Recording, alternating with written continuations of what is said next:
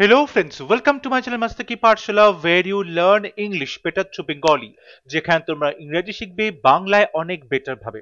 Press writing এর ক্লাসে তোমাদের সবাইকে আরো একবার ওয়েলকাম করছি। সামনে তোমাদের পিএসসি ক্লার্কশিপ, ডব্লিউবিপিএসআই, কেপিএসআই মেন্স পরীক্ষা হতে চলেছে এবং এই প্রত্যেকটা পরীক্ষার মেন্স পেপারে ইংলিশ যে পেপার রয়েছে সেখানে প্রেসি রাইটিং থেকে প্রশ্ন আসে। তাই প্রেসি রাইটিং খুব গুরুত্বপূর্ণ তোমাদের প্রত্যেকটি ডেসক্রিপটিভ ইংলিশ পেপারে প্রত্যেকটি পরীক্ষাতে।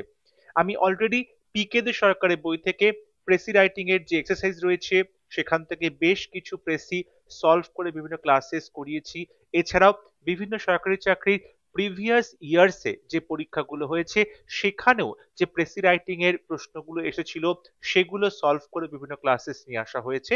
আশা করব প্রত্যেকটা ক্লাস তোমরা বাড়িতে দেখছো, প্র্যাকটিস করছো, কারণ তোমাদের এই যে ডেসক্রিপটিভ ইংলিশ পেপারে যতগুলো টপিক আছে, প্রেসি বলো, রিপোর্ট বলো, ট্রান্সলেশন বলো, প্রত্যেকটা টপিক একদিনে তোমরা তৈরি করতে পারবে না। সুতরাং তোমাদেরকে প্রত্যেক দিন কিছু কিছু করে প্র্যাকটিস করলে তবেই তোমরা এই বিষয়গুলোকে আয়ত্তে নিয়ে আসতে পারবে। তাই আজকে যে প্রেসি রাইটিং এর ক্লাসেস নিয়ে আসা হচ্ছে বা এর আগে যেগুলো নিয়ে আসা হয়েছে বা ভবিষ্যতে যেগুলো নিয়ে আসা হবে সেগুলো প্রত্যেকটাই তোমরা দেখো, বাড়িতে প্র্যাকটিস করো, তোমরা তোমাদের আনসার আমাকে কমেন্টে লিখে পাঠাবে। আমি ডেফিনেটলি আমার সময় মতো সেগুলো কারেকশন করার চেষ্টা করব। তাহলে শুরু করছি আজকে প্রেসি রাইটিং এর ক্লাস। এখানে যে প্যাসেজটি দেওয়া আছে সেই প্যাসেজটি আমরা বাংলা থেকে ভালো করে তার মিনিংটা বুঝবো, তারপরে আমরা যে ইম্পর্টেন্ট সেন্টেন্স সেগুলো আন্ডারলাইন করব এবং আমরা তার মেন থিমটা বোঝার চেষ্টা করব এবং সবার শেষে আমরা যে প্রেসি আনসার সেটা আমরা লিখব। বলা হচ্ছে ম্যান ক্যানট লিভ অ্যালোন। দেখো, মানুষ একা একা থাকতে পারে না। ম্যান ক্যানট লিভ অ্যালোন, মানুষ একা একা বাঁচতে পারে না। So he always six society, তাই জন্য সে সবসময় খোঁজে সোসাইটি বা সমাজকে। দেখো, সমাজকে খোঁজে মানে অবশ্যই সমাজের মানুষদেরকে খোঁজে। আমরা সবাই জানি মানুষ সামাজিক প্রাণী এবং সমাজে থাকতে গেলে বিভিন্ন মানুষের সঙ্গে থাকতে হয়, সবাইকে নিয়ে একসাথে চলতে হয়। মানুষ সেটাই কিন্তু খোঁজার চেষ্টা করে।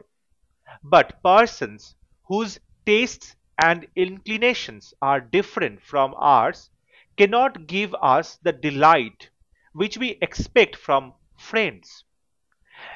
একটা জিনিস খেয়াল করবে, তোমাদের পরীক্ষাতে যে প্রেসিগুলো দেবে সেখানে প্রথম 1 2 3 লাইনের মধ্যেই তোমরা প্রেসির যে আসল থিম বা সেন্ট্রাল আইডিয়া সেটা বুঝতে পেয়ে যাবে। তাহলে প্রথমে বলছি যে মানুষ সবসময় সবাইকে নিয়ে থাকতে ভালোবাসে, সমাজে মিলেমিশে বসবাস করতে ভালোবাসে, কিন্তু পার্সনস, কিন্তু সেই মানুষজন হুজ টেস্টস অ্যান্ড ইনক্লিনেশনস, যাদের পছন্দ, রুচি, টেস্ট মানে হচ্ছে রুচি বা পছন্দ, এবং ইনক্লিনেশনস অর্থাৎ ঝোঁক বা প্রবণতা, ঠিক আছে, আর ডিফারেন্ট হয় আলাদা ফ্রম আওয়ার্স আমাদের থেকে।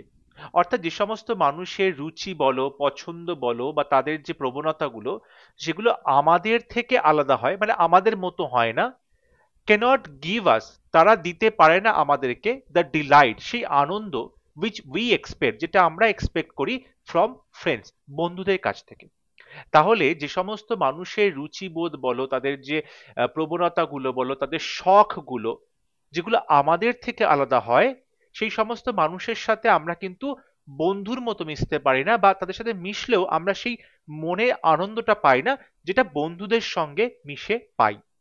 So man naturally seeks the society, সুতরাং মানুষ ন্যাচারালি স্বাভাবিকভাবেই বা স্বভাবতই সিক্স খুঁজে খোঁজে দি সোসাইটি সেই সমাজকে, অব দোজ তাদের সেই সমাজকে, who are like himself in the taste and inclination, অর্থাৎ সেই সমস্ত মানুষের সঙ্গ খোঁজে, হু আর যারা হয়, লাইক হিমসেলফ আমাদের মতো, ইন দি টেস্ট রুচিতে, এবং ইনক্লিনেশন বা শখ বা প্রবণতায়।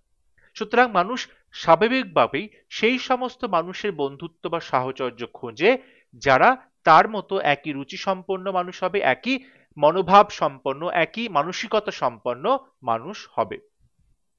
উই ক্যান দেয়ারফোর, তাই আমরা কিন্তু পারি, very easily say of what sort of man is from the nature and character of his friends.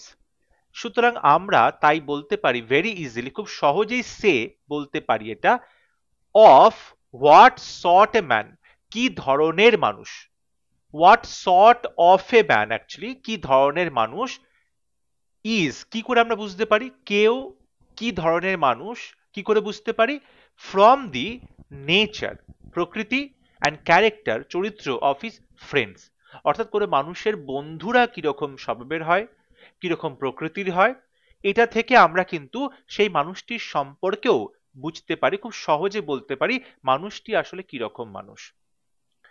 Moreover, friends exert a great influence upon our character. এবং যদি তুমি আরেকটু বলবে যে ফ্রেন্ডস বন্ধুরা এক্সার্ট আ গ্রেট ইনফ্লুয়েন্স, খুব বিশাল একটা প্রভাব ফেলে upon our ক্যারেক্টার, আমাদের চরিত্রের ওপরে, অর্থাৎ আমাদের মন মানসিকতা, আমাদের যে প্রবণতা, আমাদের যে চরিত্র, আমাদের যে রুচিবোধ, সবকিছুর ওপরেই বন্ধুদের একটা খুব বড় প্রভাব কাজ করে, গ্রেট ইনফ্লুয়েন্স।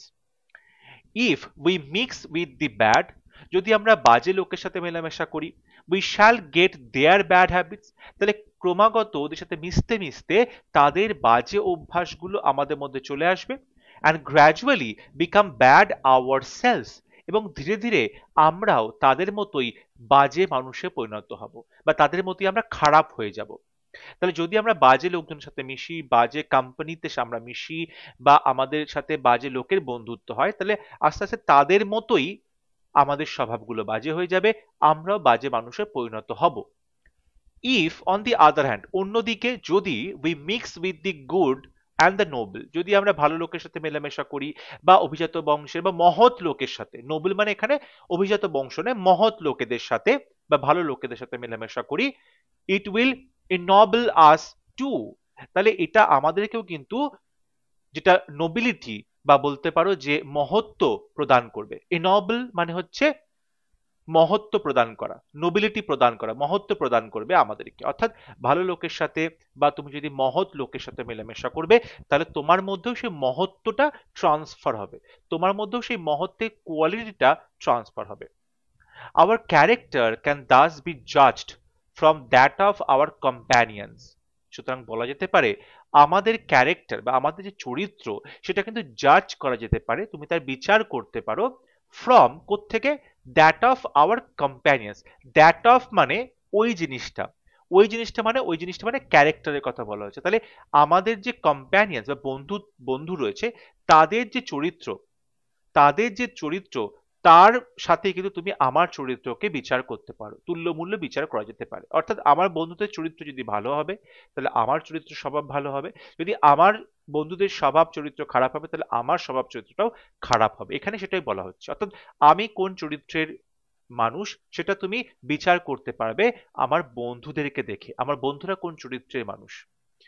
ইফ যদি দেয়ারফোর, সুতরাং we should be good and Nobel in life, তাই যদি আমরা ভালো হতে চাই, মহৎ হতে চাই, উই শুড কেয়ারফুলি, আমাদেরকে অবশ্যই খুব যত্ন সহকারে সাবধান হয়ে অ্যাভয়েড করতে হবে ইভিল কোম্পানি বা বাজে সঙ্গ, অর্থাৎ বাজে সঙ্গ আমাদেরকে যথেষ্ট সচেতনভাবে অ্যাভয়েড করতে হবে বা এড়িয়ে চলতে হবে।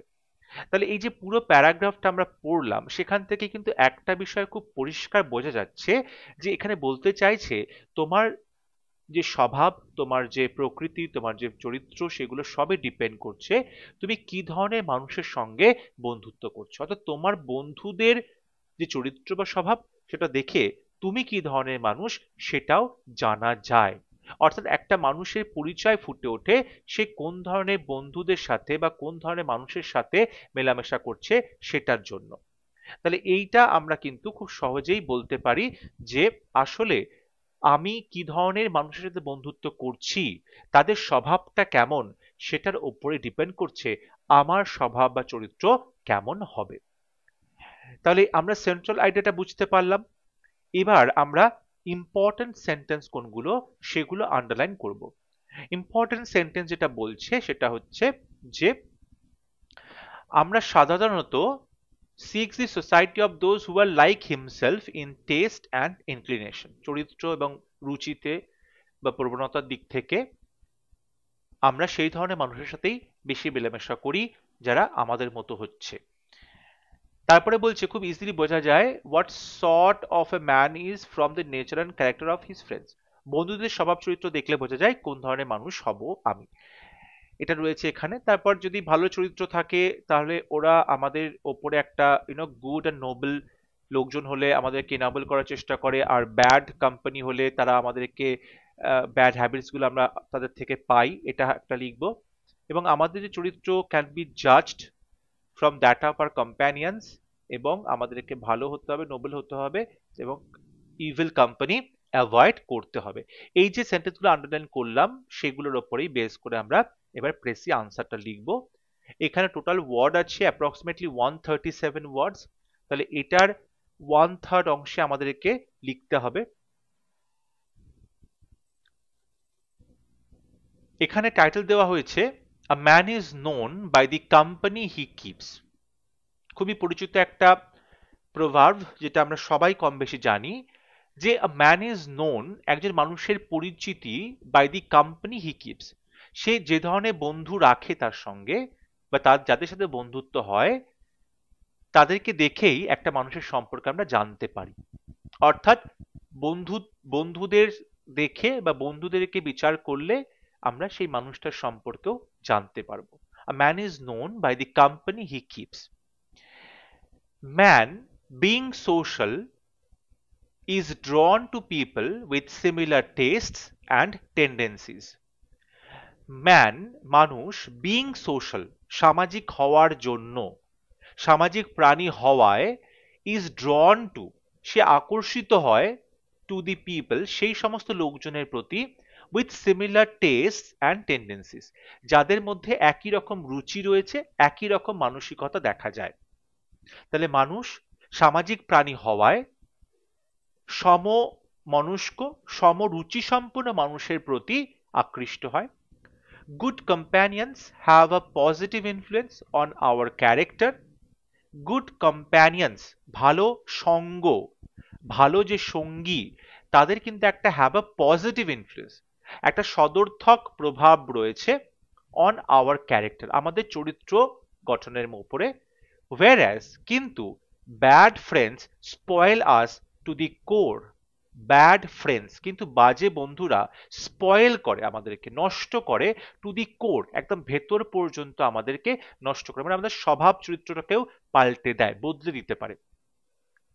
উই মোল্ড আওয়ারসেলভস আমরা নিজেদেরকে রূপান্তর করি, মোল্ড করি, একটা রূপ থেকে আর একটা রূপে আমরা রূপান্তর করি আওয়ারসেলভস নিজেদেরকে, into there nature and character, অর্থাৎ তাদের যে স্বভাব, তাদের যে চরিত্র, সেই চরিত্রে সেই স্বভাবের ধাঁচে আমরা নিজেদেরকে রূপান্তরিত করি। উই মোল্ড আওয়ারসেলভস আমরা নিজেদেরকে রূপান্তরিত করি, একটা রূপ থেকে আর একটা রূপে, একটা খোলস থেকে আর একটা খোলসে আমরা নিজেদেরকে তৈরি করি। কাদের অনুযায়ী? তাদের যে স্বভাব এবং চরিত্র সেটা অনুযায়ী, অর্থাৎ বন্ধুদের স্বভাব চরিত্র অনুযায়ী আমরা নিজেদেরকেও নিজেরা মোল্ড করি। উই বিকাম দেয়ার রিফ্লেকশন, এবং এমন একটা সময় আসে যখন আমরা তাদের প্রতিচ্ছবি হয়ে দাঁড়াই, তাদের প্রতিবিম্ব হয়ে দাঁড়াই। অর্থাৎ আমাদের মধ্যেই আমার বন্ধুদেরকে দেখতে পাওয়া যাবে, আমার বন্ধুদের মধ্যে আমাকে দেখতে পাওয়া যাবে, অর্থাৎ দুজনের স্বভাব এতটাই মিশে যাবে, দুজনের পছন্দ মানসিকতা এতটাই ইনফ্লুয়েন্স করবে, একে অপরকে মিশে যাবে, যে যেন মনে হয় আমরাই আমার বন্ধুদের প্রতিচ্ছবি হয়ে গেছি। We become their reflection. এবং এই টোটাল প্রেসিটা আমি 41 ওয়ার্ডসের মধ্যে লেখার চেষ্টা করেছি। তোমাদের যদি মনে হয় কোনো ইম্পর্টেন্ট পয়েন্ট বাদ গেছে তোমরা অবশ্যই সেটা আমাকে কমেন্টে লিখে জানাবে, এবং তোমরা তোমাদের আনসার চাইলে অবশ্যই কমেন্টে লিখে পাঠাবে, আমি আমার সময় মতো সেগুলো কারেকশন করে দেবো। যদি ভিডিওটি ভালো লাগে ভিডিওটি লাইক করবে, শেয়ার করবে, এবং আমার চ্যানেলটি সাবস্ক্রাইব করতে ভুলবে না। পরবর্তী লেসনে খুব শীঘ্র দেখা হবে, ততক্ষণ সবাই ভালো থাকবে, সুস্থ থাকবে। Thank you.